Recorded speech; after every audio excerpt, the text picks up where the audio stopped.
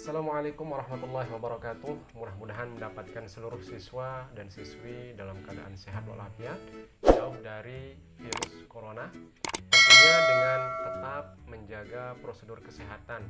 Pertama, dengan sering mencuci tangan di air yang mengalir dengan sabun sampai bersih. Kemudian yang kedua, dengan melakukan disinfeksi, bersih-bersih rumah, ngepel di rumah, cuci baju, celana, atau cuci bagian-bagian yang kotor di rumah kita. Kemudian menjaga daya tahan tubuh dengan cara berolahraga, makan makanan yang bergizi, mengandung vitamin, kemudian berjemur di terik matahari dari pukul 9 sampai pukul 10 kurang lebih 15 sampai 20 menit. Kalau keluar, jangan lupa memakai masker dan jaga jarak dengan orang lain. Baik anak-anak semua, jadi pada kesempatan ini saya akan berikan kalian materi secara virtual melalui link YouTube Bapak, nanti tolong dibuka. Adapun materi yang akan Bapak sampaikan pada kesempatan ini adalah materi pendidikan agama Islam dan budi pekerti, yaitu tentang indahnya membangun mahlideh rumah tangga yang kita bahas untuk kesempatan yang kedua kali ini dari pertemuan kita yang sebelumnya, yaitu tentang rukun dan syarat pernikahan. Baik, rukun pernikahan itu ada 5, tapi sebelum saya jelaskan yang 5 itu, kita harus tahu dulu rukun itu apa sih? Rukun itu adalah sesuatu yang harus ada ketika kita melaksanakan suatu ibadah. Jadi dia ada dalam rangkaian ibadah. Artinya kalau dia tidak ada, dia tidak bisa kita lakukan, sempurnakan, maka ibadah pada saat itu akan menjadi batal atau tidak diterima oleh Allah Subhanahu wa taala. Nah, rukun pernikahan yang pertama adalah harus ada calon suami. Ya, calon suami. Yang kedua, harus ada calon istri. Ya, ingat, calon istri. Yang ketiga adalah ada wali nikah. Nah, nanti saya jelaskan wali nikah itu seperti apa. Kemudian yang keempat adalah harus ada 2 orang saksi pernikahan. Dan yang terakhir adalah ijab dan qabul. Itu rukun pernikahan. Nah, adapun syarat-syarat pernikahan.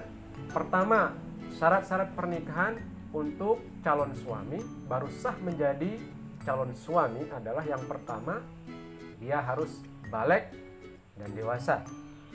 Kemudian yang kedua, muslim. Yang ketiga, dia tidak dipaksa atau terpaksa. 4, tidak dalam ihram haji maupun umroh. Yang kelima, bukan mahram dari calon istrinya. Itu syarat calon suami. Adapun calon istri juga punya syarat. Yang pertama, tentunya harus baligh atau dewasa. Yang kedua, harus Islam. Yang ketiga, tidak dalam ikatan pernikahan dengan orang lain.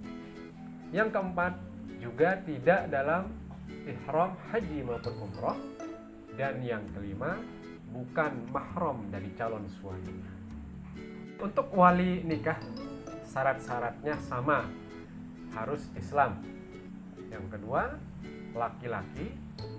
3, baligh dan berakal. Yang keempat, bukan seorang budak atau hamba sahaya. Kemudian yang kelima, harus adil, tidak suka melakukan dosa-dosa kecil apalagi dosa besar. Yang selanjutnya yang keenam, tidak sedang ihram haji maupun umrah. Nah, adapun syarat untuk saksi, tentunya harus 2 orang saksi.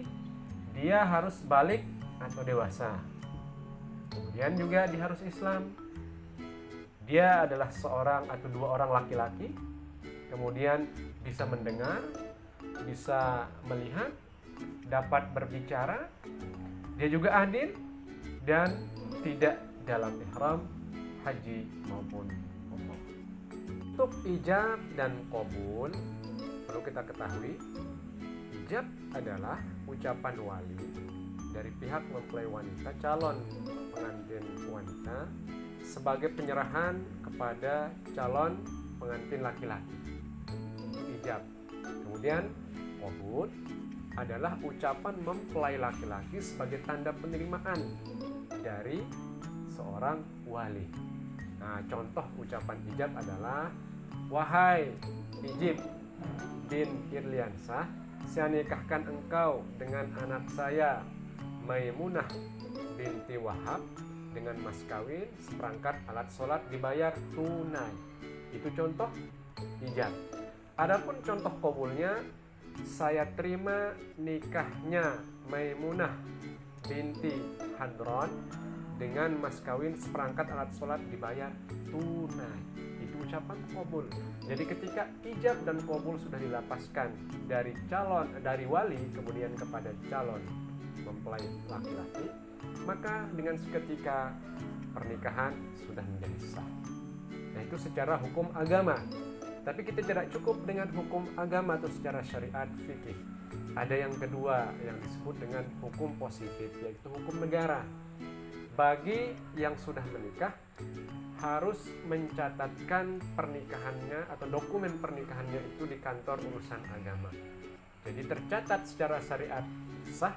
Kemudian yang kedua, tercatat secara hukum bernegara atau hukum positif juga sah. Sehingga pernikahan kita tentunya dikatakan aman dan legal. Nah, itu penjelasan tentang rukun dan syarat pernikahan. Adapun penjelasan selanjutnya akan kita bahas pada pertemuan selanjutnya. Itu saja dari Bapak, mudah-mudahan dimengerti, dipahami. Dan Bapak akhiri, Assalamualaikum warahmatullahi wabarakatuh.